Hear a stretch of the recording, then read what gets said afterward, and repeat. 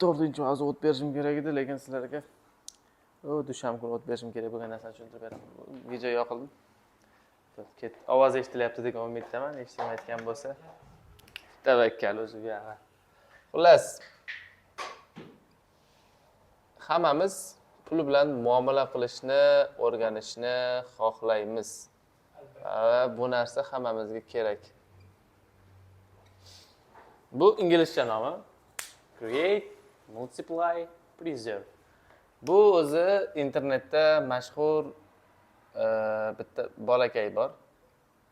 Bratimiz Luke Belmer o'zini Luke Belmer o'zini communitysi bor va hokazosi bor. Asosiy undagi mana shu filosofiya juda yoqqan edi.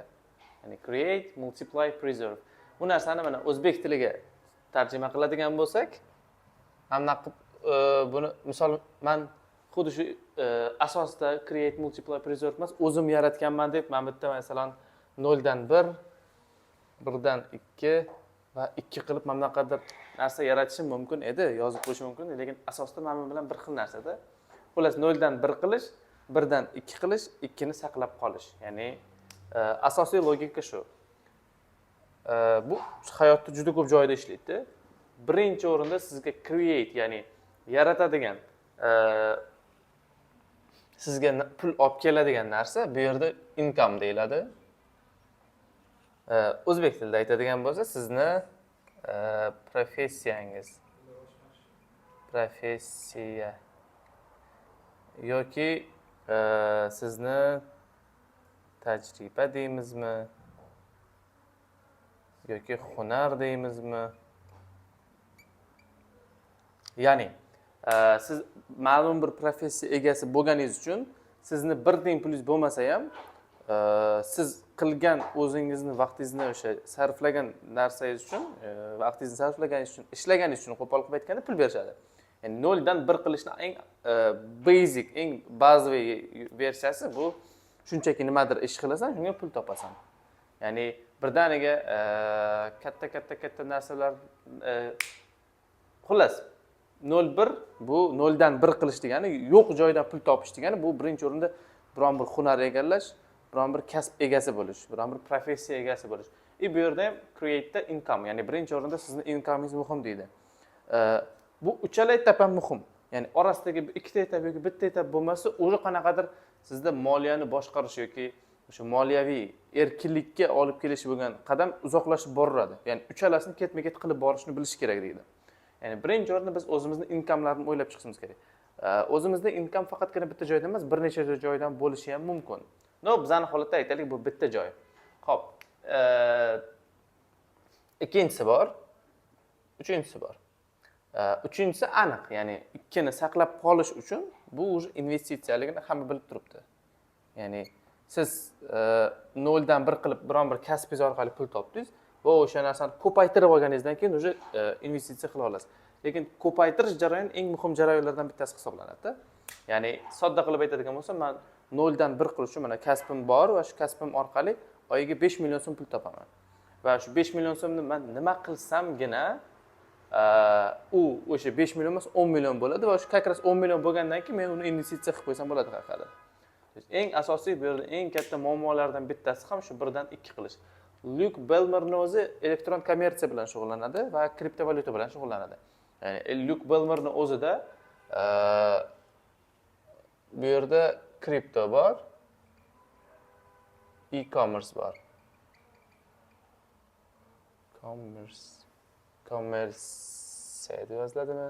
Nima kerak? Xullas, kriptovalyuta bilan elektron kommersiya bor.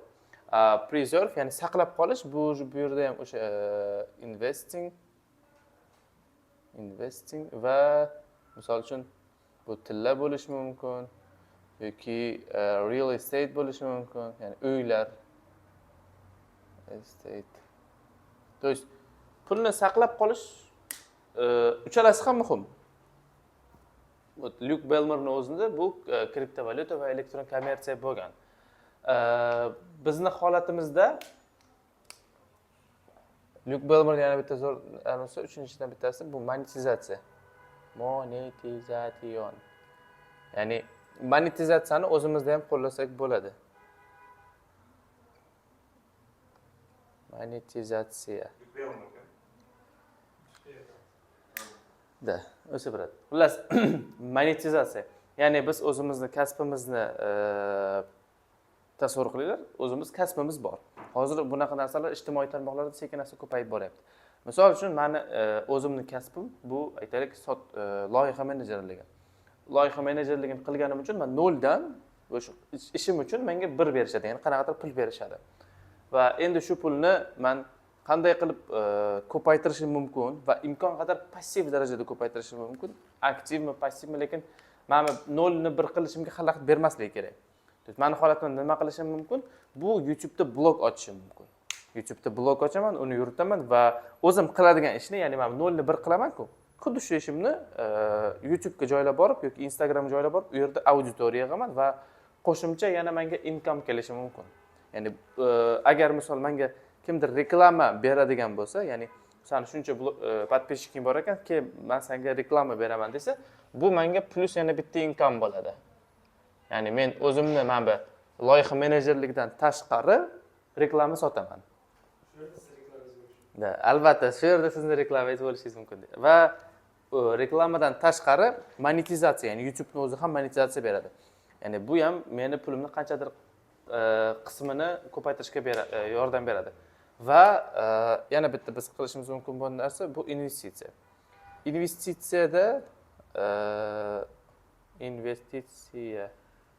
Investitsiyani ham investitsiya emas, katta ehtimol bilan misol o'zim har xil birjalarda har xil kriptovalyuta bilan qilib ko'rgan bo'lar edim. Bu birini ikki qilish uchun. Bu ham juda zo'r usullardan bittasi. Xavf darajasi, risk darajasi juda baland, lekin shunga yarasha siz birini ikki qilishingiz mumkin bo'lgan ehtimol ham juda baland bo'ladi. Misol uchun internetda to'lib yotibdi 2008-yilda sen $100 Bitcoin olganingda hozir milliarder bo'larding deb. Lekin u holat 2008-yilda faqat bir marta bo'ldi va o'tib ketdi degani emasdi. Ya'ni hozir ham shu narsa bor. Lekin siz qachonki misol mana bu nima qilib mana birini ikkini qilishni tushunish yoki bu sizda qanaqadir mahoratingiz bo'lmasa, siz hozircha 0 ni 1 qilib o'sha birni saqlab borishingiz mumkin. Bu oddiy yo'l bo'ladi. Ya'ni siz pul topdingiz, pulni qismini investitsiya qilib qo'ydingiz. Pul topdingiz, pulni qismini investitsiya qilib qo'ydingiz. Luke Bellmerning psixologiyasida qanaqa bo'ladi? Siz pul topdingiz, o'sha pulingizni ko'paytirish uchun o'sha pulingizni tikasiz va ko'paygan pulni saqlab qolasiz. Ya'ni bu yerda eng asosiy etaplardan bittasi o'sha как раз таки multiply bo'lganda, Lukening holatidan.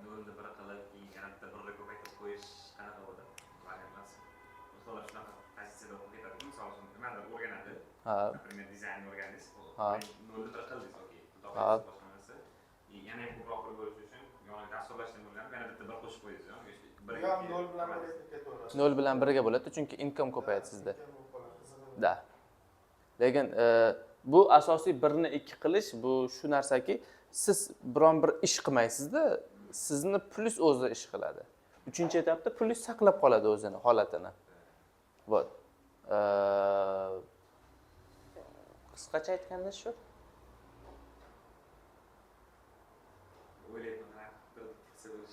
Вот, как раз shu narsani o'ylash kerak-da odam.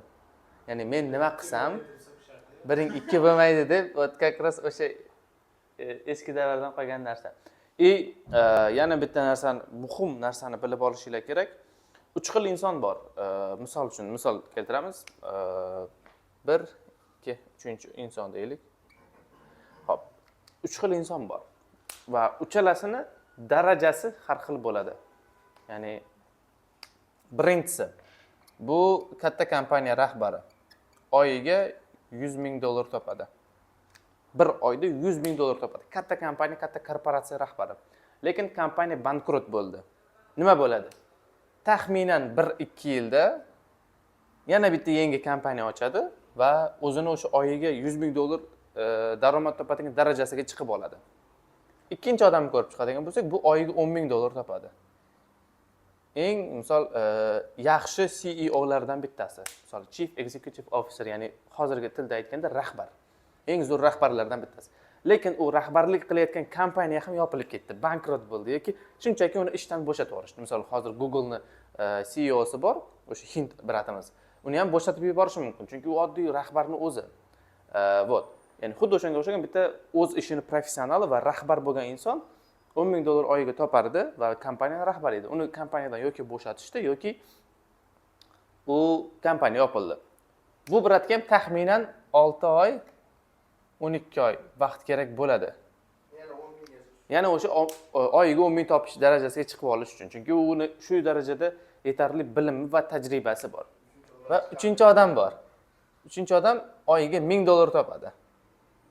Eng zo'r menejerlardan bittasi. Misol Toshkent shahrida o'zida $1,000 topadi desak bo'ladi. Eng zo'r menejerlardan bittasi, ya'ni menejer bilan rahbarning farqini bilsanglar kerak. Menejer u boshqaruvchi. Eng zo'r menejerlardan bittasi va u ham o'sha menejerlik qilayotgan korxonasidan uni bo'shatib yuborishdi yoki korxona yopildi. Va bunga ham taxminan 3-6 oy vaqt kerak bo'ladi. Imенно shu yana o'sha $1,000 beradigan oylikka chiqqungacha. Xohlasanglar bu ro'yxatni $100 gacha tushirishimiz mumkin. Farqi yo'q. Yoki buni million emas, 100 ming emas, million qilish mumkin. Lekin eng optimal mana shu 3 ta insonni ko'rib chiqish. Bu yerda eng muhim narsalardan bittasi 1 ni 2 dan 2 ni 3 dan farq qiladigan birinchi o'rinda bu mindset, ikkinchi o'rinda kompetensiya.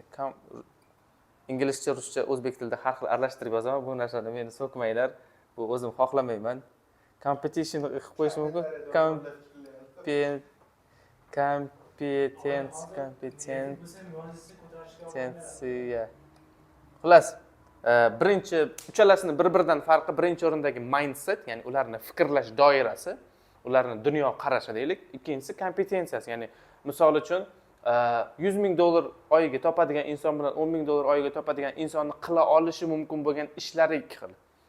Misol uchun men $10,000 CEO Excelda zo'r ishlashi mumkin, lekin men bu biznesni boshqarishni biladi. Ikkalasida ikki xil kompetensiya bor. Yoki misol men bu Excelda zo'r ishlashi mumkin, lekin men bu zo'r motivatsiya berishi mumkin. Misol, men menejer. Motivatsiya berishni rahbar zo'r bilmasligi mumkin, lekin rahbarga sonlar muhimroq. Men bu $100,000 topadiganga biznesni boshqarish muhimroq. To есть, uchalasining kompetensiyasi har xil.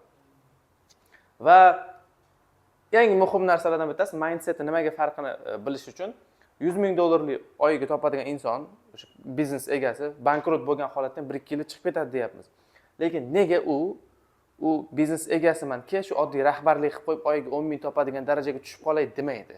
Chunki uni o'zi darajasi har xilda, ya'ni uni yashash darajasi o'zi 100,000 ga chiqib bo'lganda tushishga hech kim xohlamaydi.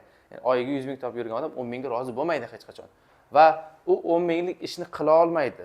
Ya'ni uni qila oladigan narsasi shu biznes qurish, oyiga 100,000 topish.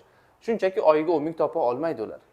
Ya'ni xudo o'sha biznes egasini borib turib ofitsiant qilib qo'ysangiz ham u ofitsiantlik qila olmaydi. Ofitsiantga o'xshab misol oyiga $100-300 pul topa olmaydi. Sababi uni ishi kattaroq va masshtabniroq narsa bilan ishlash. Va u hech qachon, men $100,000 oyiga topadigan odam hech qachon oyiga 10,000 topadigan bir kichkinaroq biznes qilsam ekan ham demaydi. Oyiga kamida $100,000 o'zini plankasi bor. Ikkinchi o'rinda ham xuddi shunaqa, ya'ni oyiga 10,000 topadigan zo'r rahbar, rahbarlikdan bo'shagandan keyin ham keyin nima qilaman, rahbar bo'lib, o'zimga rahbarlik qilib boshimni og'ritib, undan ko'ra qayerdadir bir menejerlik qilib oyiga $1,000 topaman demaydi hech qachon. Absolyutno unaqa demaydi. Men oyiga $10,000 topaman, o'zimning darajam, o'zimning plankam bor va o'zimning kompetensiyam shunga yarashaligini o'zi biladi, tajribasi borligi uchun. O'sha uchun yana shunga qaytadi. Men bu $1,000 oyiga topadigan odamam oyiga $1,000 topardim. Endi shu yerdan bo'shatishdi. Biz nima qilamiz? Endi oyiga $100,000 olib keladigan biznes quramiz demaydi u ham. Shu yana $1,000 bu yoq bo'lmasa bu yoq bo'ldi deydi. Ya'ni birinchi o'rinda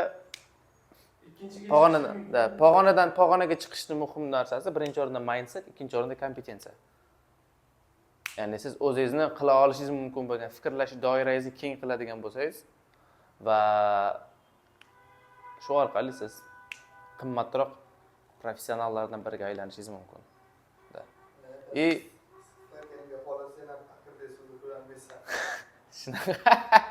Shunaqa, lekin stakandagi suvni qadri har xil bo'lishi mumkin.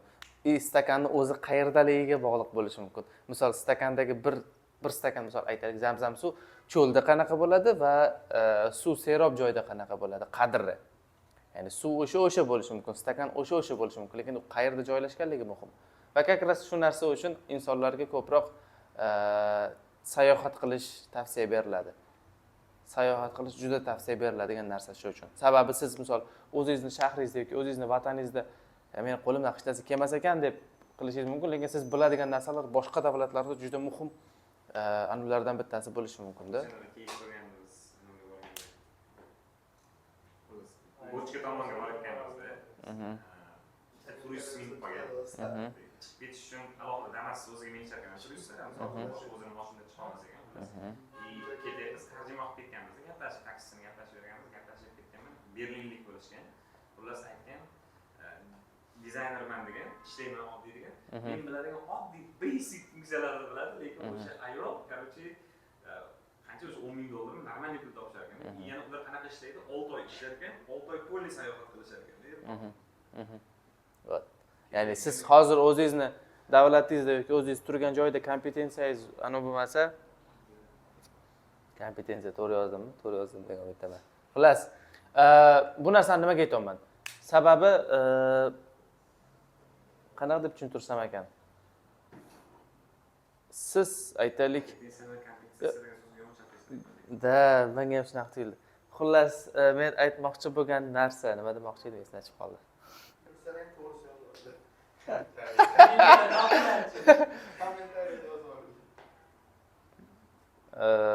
Xullas, kompetensiyani eng muhim narsalardan bittasi bu kompetensiya o'zi asli qiziqishdan kelib chiqadi-da. Ya'ni siz biron bir narsaga qiziqishingiz bo'lsagina shu narsaga vaqt ajrata olasiz va qancha ko'p vaqt ajratadigan bo'lsangiz, shuncha shu narsani tushunib borasiz. Misol uchun, bitta zo'r treyder bolani taniyman. 20 soat kuniga 28 soat o'tirib beradi bir kunda. Xullas, kun-tun trading bilan shug'ullanadigan bola. To есть 24 ga 7 absolutni uxlaydi. Kechki payt soat 19 larda uxlaydi, ertalab soat 3-4 larda turadi. Bo'ldi. Uyg'onishi bilan kechki paytgacha orada faqat ovqatlanish yoki boshqa narsaga 1-2 soat chalishi mumkin. Qolgan payt hammasi tradingda o'tiradi. Juda katta portfeli bor va shu portfelni boshqaradi-da u. Ya'ni xullas. U bolani va shunchaki 2 soatlik mana bu YouTube'da qanaqadir trading bo'yicha video ko'rgan odamni fikri, ularning o'sha tradingdagi kompetensiyasi ikki xil bo'ladi. Bu tushunarli holat. Bilimi, tajribasi va hokazo. Va yana asosiy faktor, misol, buni ham 24 ga yetish tradingga o'tkazib qo'yadigan bo'lsa, lekin qiziqish bo'lmasa, kompetensiyasi oshmaydi bu narsa bo'yicha. Chunki nimaga? Qiziqish o'zi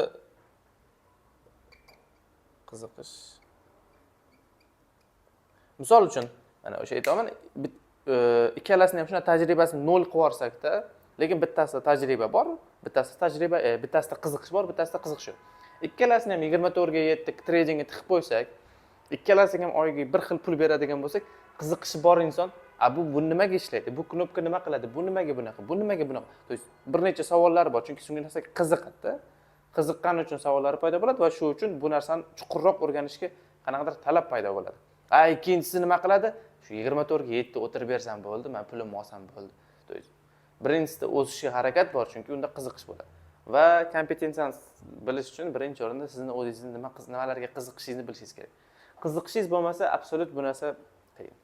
Qiziqishingiz yo'qolib ketayotgan bo'lsa, dopamin tushib ketgan bo'ladi. Qiziqishni aniqlash uchun zo'r bitta narsa bor.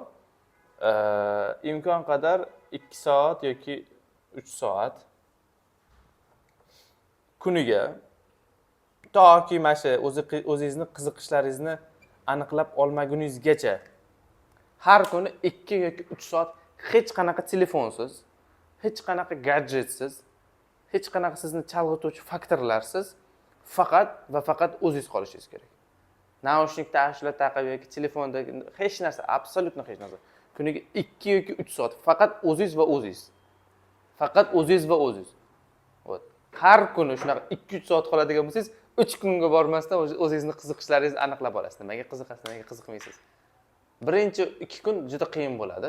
Sababi miyada savollar, nima qilaman, buni o'tgan kuningizda miya har xil narsaga chalg'ishni harakat qiladi-da. Shu savolni berib ko'ring. Nimaga qiziqaman o'zim, nimaga yashayapman va hokazo.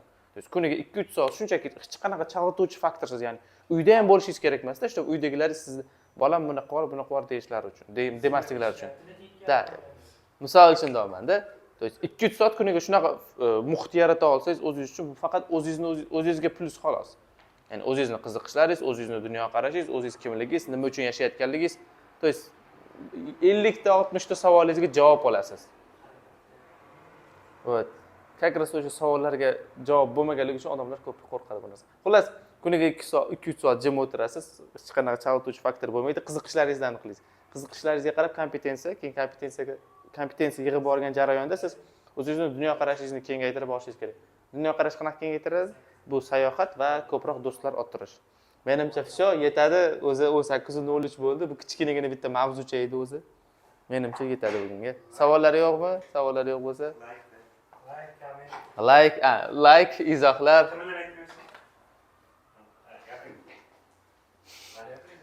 Like, izoh. Nima edi yana? Xullas, podpiska bosinglar. Men juda xursand bo'laman-da. Share qilinglar, o'zingizni ijtimoiy tarmoqlarda belgilab qo'yinglar.